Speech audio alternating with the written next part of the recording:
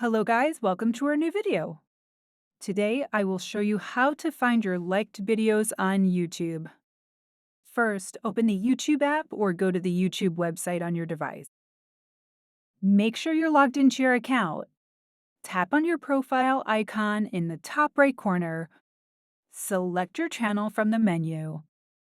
Now tap on your videos or go to the library section. Under the playlist section, you will find a playlist named Liked Videos. Tap on it, and you'll see all the videos you've liked on YouTube. That's it. You've successfully found your liked videos on YouTube.